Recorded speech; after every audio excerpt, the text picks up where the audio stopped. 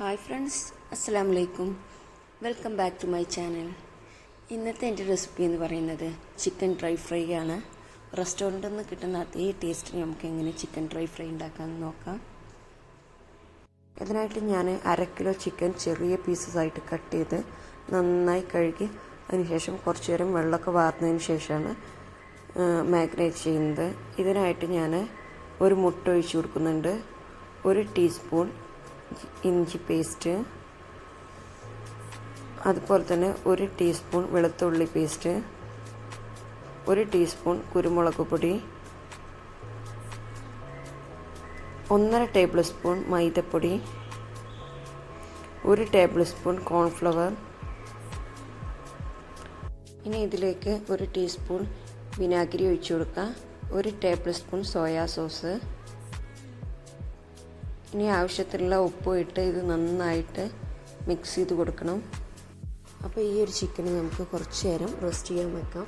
ഇത് ഫ്രിഡ്ജിൽ വെച്ചാലും മതി, അല്ലെങ്കിൽ പുറത്ത് വെച്ചാലും കുഴപ്പമില്ല.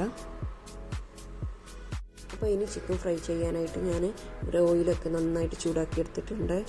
അപ്പോൾ ഇനി ചിക്കൻ ഓരോ പീസസ് ആയിട്ട് ഇട്ട് കൊടുക്കാം.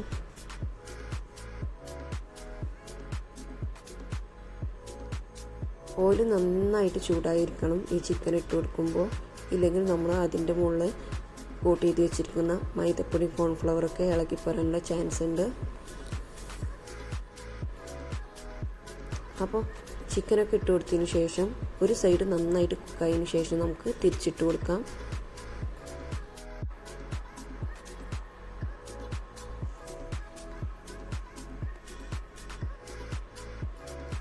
ചിക്കൻ നല്ല ഗോൾഡൻ ബ്രൗൺ കളറാകുമ്പോൾ നമുക്ക് പാനിൽ നിന്ന് എടുത്ത് മാറ്റാം.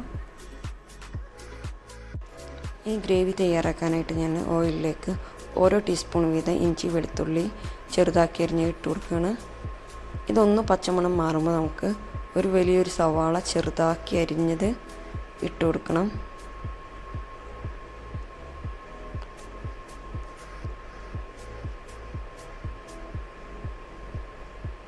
ഇനി സവാളയൊക്കെ നന്നായിട്ട് വഴന്ന് ബ്രൗൺ കളറായി വരുമ്പോൾ നമുക്കിനി ഇതിലേക്ക് 1/2 ടീസ്പൂൺ പെപ്പർ പൗഡർ ഇട്ട് കൊടുക്കാം.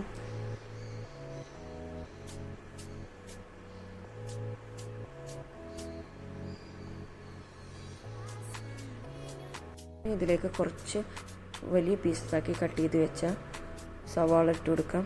അതുപോലെ തന്നെ സ്ക്വയറായി കട്ട് ചെയ്ത ക്യാപ്സിക്കം ഇട്ട് കൊടുക്കാം.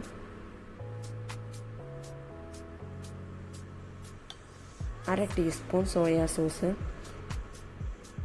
1 teaspoon green chilli paste. Green chilli പേസ്റ്റിന് പകരം ചില്ലി ഇട്ട് കൊടുത്താലും മതി, ഗ്രീൻ ചില്ലി ക്രഷ് ചെയ്തിട്ട് കൊടുത്താലും മതി. ഇനി 1 teaspoon tomato sauce, 2 table spoon ketchup, ഒരു മധുരത്തിന് വേണ്ടിയിട്ടാണ് കെച്ചപ്പ് ചേർക്കുന്നത്. ഇനി അതുപോലെ 1/2 ടീസ്പൂൺ വിനാഗിരി എന്നിവ ഒഴിച്ചൊന്ന് മിക്സ് ചെയ്യുക. അതിനുശേഷം നമുക്ക് ഫ്രൈ ചെയ്ത് വെച്ച് നമ്മുടെ ചിക്കൻ ഇട്ട് കൊടുക്കാം. അപ്പോൾ തന്നെ നമ്മുടെ ചില്ലി ചിക്കൻ ഡ്രൈ ഫ്രൈ ഇവിടെ റെഡി ആയിട്ടുണ്ട്. അപ്പോൾ ഇനി ഇത് നമുക്ക് സെർവിങ് പ്ലേറ്റിലേക്ക് മാറ്റാം. ടേസ്റ്റി ആയിട്ടുള്ള ചില്ലി ചിക്കൻ ഡ്രൈ ഫ്രൈ എല്ലാവരും ഒന്ന് ട്രൈ ചെയ്ത് നോക്കണം. ഇത് നമുക്ക് ചപ്പാത്തിൻ്റെ കൂടെ, പൊറാട്ടൻ്റെ കൂടെ, അതുപോലെ ഫ്രൈഡ് റൈസിൻ്റെ കൂടെയൊക്കെ നല്ല ബെസ്റ്റ് കോമ്പിനേഷനാണ്. പുതിയൊരു റെസിപ്പി ആയിട്ട് കാണുന്നവരേക്കും താങ്ക് യു.